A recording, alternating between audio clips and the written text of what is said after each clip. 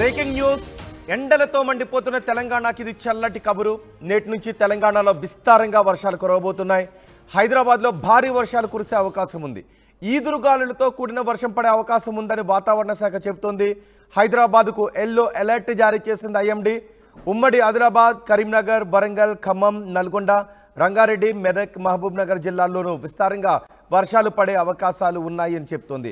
20వ తారీఖు వరకు వర్షాలు కురిసే అవకాశం ఉంది అని వాతావరణ శాఖ అధికారులు చెప్తున్నారు. తెలంగాణలో వాతావరణ శాఖ అధికారులు ఏం చెప్తున్నారో మరింత సమాచారం మా ప్రతినిధి శిల్ప అందిస్తారు.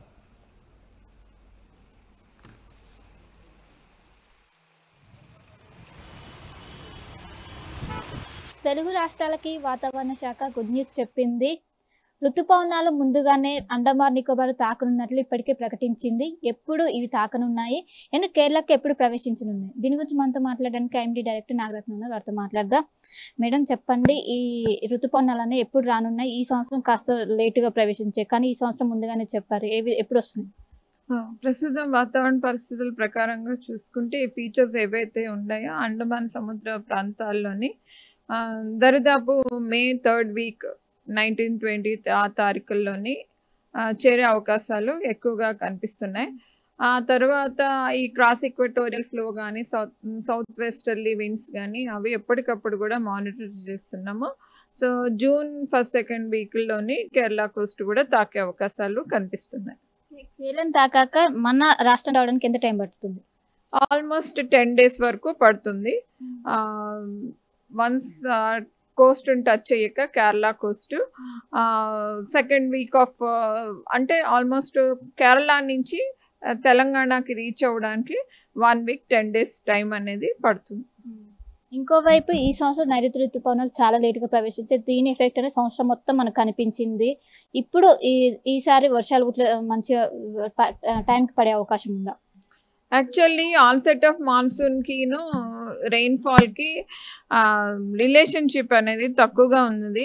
అలా చూసుకుంటే మాన్సూన్ ఆన్సెట్ లేట్ అయినంత మాత్రాన వర్షాలు తగ్గుతాయి అనేది లేదు. కానీ ఏంటి అంటే ఇప్పుడు ప్రస్తుతానికి చూసుకుంటే అప్పటికే ఎల్నినో కండిషన్స్ అవి ప్రవేశిస్తున్నందున ఆ తర్వాత కూడా ఎల్నినో పీక్ కండిషన్స్లో ఉండటం వల్ల అట్లాంటి సిచ్యువేషన్స్ అవి రావటం జరిగింది. వర్షపాతం అది కొన్ని నెలలు తగ్గినప్పటికీ తర్వాత జూలై నెలలోని సెప్టెంబర్ నెలలోని మంచి వర్షాలు కురవటం వల్ల నార్మల్ మాన్సూన్ కూడా చూడటం జరిగింది.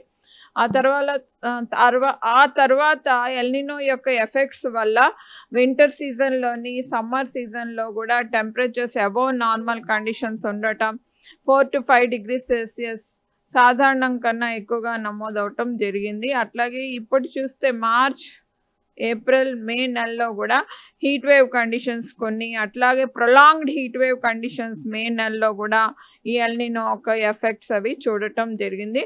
ఇక ఈ మే, జూన్, జూలై ఒక కండిషన్స్ కానీ ఎన్సో కండిషన్స్, టెలికనెక్షన్స్ అవి చూస్తే కనుక వాటి ప్రకారంగా లానినా అనేది జూలై నెలలో ప్రవేశించే అవకాశాలు కనిపిస్తున్నందున మోడల్స్ ఆధారంగా ఒకవేళ లానినా కానీ ప్రవేశిస్తే కనుక అప్పుడు లానినా ఫేస్ చేయడానికి దాని యొక్క ఎఫెక్ట్స్ రెయిన్ఫాల్ అవి కూడా ఉండే అవకాశాలు ఉన్నందున ఆ ఎఫెక్ట్స్ ఫేస్ చేయడానికి కూడా సిద్ధంగా ఉండాలి. ఇప్పటికే రాష్ట్రానికి వర్ష సూచన ఉందని చెప్పారు. ఈ వర్ష సూచన ఎన్ని రోజుల వరకు ఉంటుంది, ఉన్నదా లేకుంటే ఇప్పుడు వచ్చే 4 రోజులు ఏ విధంగా ఉండబోతుంది? ఈ రోజు నుంచి చూసుకుంటే తేలికపాటి నుంచి మోస్తారు వర్షాలు, ఉరుములు, మెరుపులు తూర్పు జిల్లాలైనటువంటి భద్రాద్రి, ఖమ్మం, సూర్యాపేట, నల్లగొండ, యాదాద్రి, జనగాం అట్లాగే దక్షిణ జిల్లాల్లోని ఆ ప్రాంతాల్లోని 1-2 చోట్ల చెదురుమదురుగా ఉండే అవకాశం ఉంది. రేపు కాస్త కొంచెం ఎక్కువగా ఉండే అవకాశాలు కనిపిస్తున్నాయి. తూర్పు జిల్లాల్లోని, దక్షిణ జిల్లాల్లోని రంగారెడ్డి, మహబూబ్ నగర్, నాగర్ కర్నూలు ఏరియా, అలాగే నల్లగొండ, సూర్యాపేట, ఖమ్మం, భద్రాద్రి ఈ ప్రాంతాల్లో కొన్ని చోట్ల తేలికపాటి నుంచి మోస్తారు వర్షాలు, అట్లాగే ఉరుములు మెరుపులతో ఇట్లా గాలి తీవ్రత 40 నుంచి 50 కిలోమీటర్లు ప్రతి గంట కూడా ఉండే అవకాశం ఉంది. హైదరాబాద్ పరిసర ప్రాంతాల్లో కూడా రేపు తేలికపాటి నుంచి మోస్తారు వర్షాలు సాయంత్రానికి కానీ రాత్రికి కానీ కురిసే అవకాశం ఉంది. ఏమైనా అలర్ట్స్ జారీ చేస్తున్నారు ఈ 4 రోజుల పాటు?